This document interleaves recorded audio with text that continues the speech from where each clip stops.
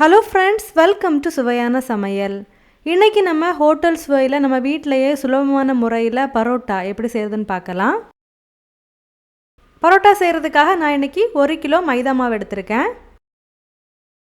அடுத்ததாக ஒரு பவுலில் 1 ஸ்பூன் சர்க்கரை எடுத்துக்கோங்க. இது கூடவே தேவையான அளவுக்கு உப்பு, கொஞ்சமாக தண்ணி சேர்த்து இதை நல்லா கலந்து எடுங்க. இப்போ நம்ம எடுத்துருக்கிற மாவோட சென்டரில் இந்த மாதிரி ஒரு குழி எடுத்துட்டு அதில் நம்ம கலந்து எடுத்துருக்கிற இந்த தண்ணியை சேர்க்கலாம்.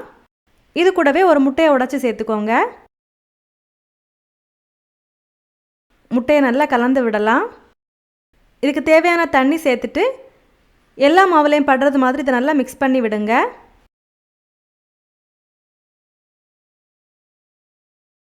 நம்ம கலந்து எடுத்துருந்த முட்டையெல்லாம் எல்லா மாவுலையும் படுறது மாதிரி இதை நல்லா கலந்து விட்டுட்டு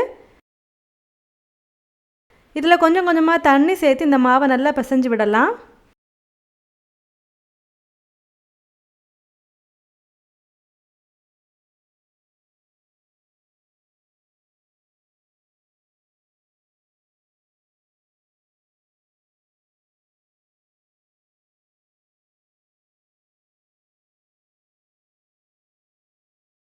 பாருங்கள், மாவை தண்ணி சேர்த்து நல்லா பிசைஞ்சு எடுத்ததுக்கப்புறமா இந்த மாதிரி ஒரு ஃப்ளாட்டான இடத்துல போட்டுட்டு கை வச்சு இதை அழுத்தி நல்லா பிசைஞ்சு விடுங்க. பாருங்கள், இந்த மாதிரி உள்ளங்கை வச்சு மாவை நல்லா அழுத்தி பிசைஞ்சு விடுங்க. நம்ம எந்த அளவுக்கு மாவை நல்லா பிசைஞ்சு எடுக்கிறோமோ பரோட்டா அந்த அளவுக்கு நல்லா சாஃப்டாக கிடைக்கும்.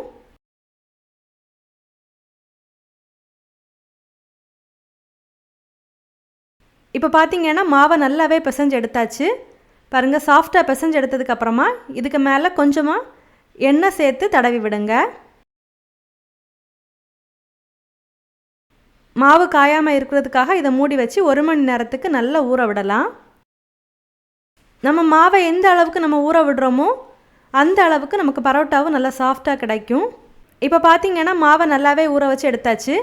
இப்போது இந்த மாதிரி சின்ன சின்ன பீஸாக கட் பண்ணி எடுத்துட்டு இப்போ வீடியோவில் காட்டியிருக்கிறது மாதிரி இந்த மாவை அழுத்தி அழுத்தி உள்ளாடி விட்டு கிராக் இல்லாமல் இந்த மாதிரி உருண்டைகளாக பிடிச்சி எடுங்க.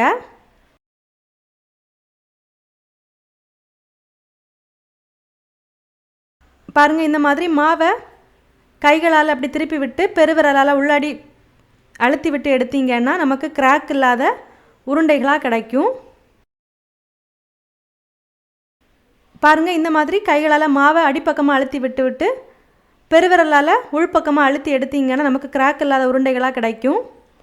இந்த மாதிரியே நம்ம எல்லாத்தையுமே உருண்டைகளாக பிடிச்சி எடுத்து வச்சிடலாம்.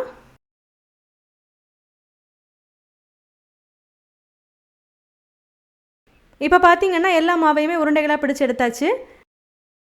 இப்போது கையில் கொஞ்சமாக எண்ணெய் எடுத்துட்டு இந்த உருண்டைகளை எண்ணெயில் நல்லா பிரட்டிட்டு தனியாக எடுத்து வைங்க. இந்த மாதிரி எல்லா உருண்டைகளையுமே எண்ணெய் பிரட்டிட்டு தனியாக எடுத்து வைக்கலாம்.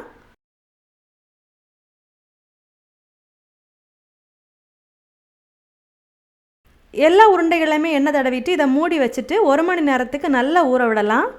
நம்மளோட உருண்டைகள் நல்லாவே சாஃப்டாகி வரட்டும். உங்களுக்கு டைம் இருந்தது அப்படின்னா நீங்கள் இன்னும் அதிகமான நேரம் கூட ஊற வச்சு எடுக்கலாம். இப்போ பார்த்தீங்கன்னா இந்த உருண்டைகளை 1 மணி நேரத்துக்கு நல்லாவே ஊற வச்சு எடுத்தாச்சு. இந்த மாதிரி கொஞ்சமாக எண்ணெய் தடவி விட்டுட்டு ஒரு உருண்டையை எடுத்து கை வச்சு நல்லா பரத்தி விடுங்க. நம்ம நல்லா ஊற வச்சு எடுத்துருக்கிறதுனால மாவு நல்லாவே ஈஸியாக விரிஞ்சு கொடுக்கும். இப்போது இதை எடுத்துகிட்டு இந்த மாதிரி நல்லா அடித்து விடலாம்.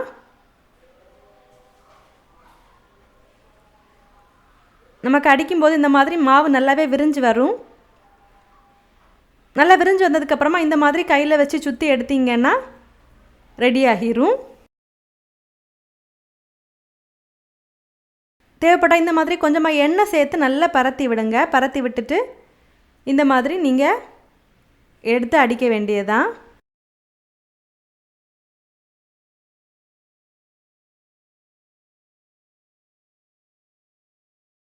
இந்த மாதிரி எல்லாத்தையும் செஞ்சு எடுக்க வேண்டியதுதான்.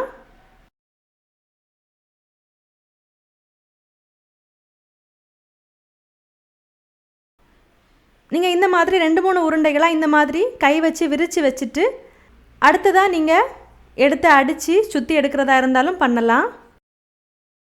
தேவைப்படும் போது இந்த மாதிரி கொஞ்சமாக எண்ணெய் தெளித்து விட்டுக்கோங்க.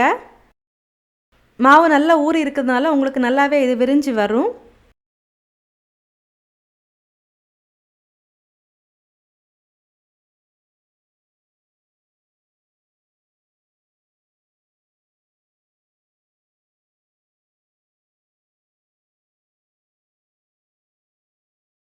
எல்லாத்தையுமே இந்த மாதிரி செஞ்சு எடுத்துடலாம்.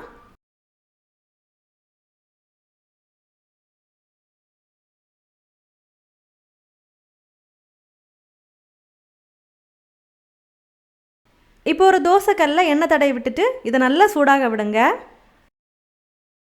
இப்போ நம்ம ரெடி பண்ணி எடுத்துருக்கிற ஒரு உருண்டையை எடுத்துட்டு இந்த மாதிரி உள்ளம் கை வச்சு நல்லா விரித்து விடுங்க.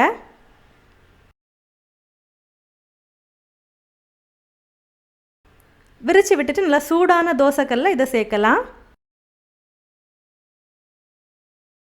பாருங்கள், இப்போ அடுத்த உருண்டையை எடுத்து நம்ம இதை விரிக்கலாம். தேவைப்படும் போது கொஞ்சம் கொஞ்சமாக எண்ணெய் சேர்த்து விரிச்சுக்கோங்க.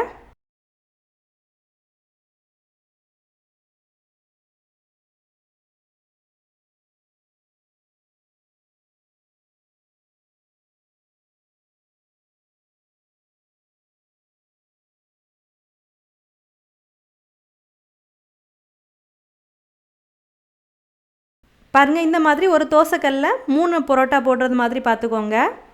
அப்போது தான் நம்ம இது குக் ஆனதுக்கப்புறமா எடுத்து அடிக்கிறதுக்கு ஈஸியாக இருக்கும். இது கொஞ்சம் குக்காக ஆரம்பித்ததுக்கப்புறமா இதில் இந்த மாதிரி கொஞ்சமாக எண்ணெய் ஊற்றிக்கோங்க. எண்ணெய் ஊற்றிட்டு இதை திருப்பி விட்டு வேக விடலாம்.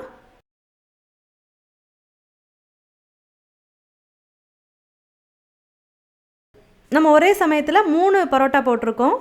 எல்லா இடமும் சமமாக குக் ஆகிறது மாதிரி இந்த மாதிரி மாற்றி போட்டு இதை நல்லா வேக விடலாம்.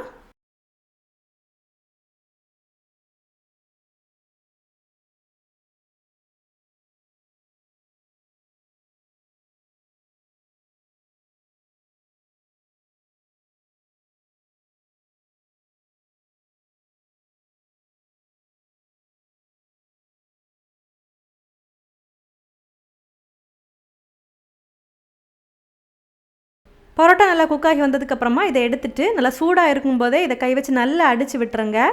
பரோட்டா நல்லா சாஃப்டாக வர்றதுக்கு நம்ம இந்த அடிக்கிற பதத்தில் தான் இருக்குது. சூடாக இருக்கும்போதே இந்த மாதிரி நல்லா அடித்து எடுத்துருங்க. நம்ம எந்த அளவுக்கு அடித்து எடுக்கிறோமோ அந்த அளவுக்கு பரோட்டா நல்லா சாஃப்டாக இருக்கும். பாருங்கள், இந்த மாதிரியே எல்லாத்தையும் நம்ம செஞ்சு எடுக்க வேண்டியதுதான்.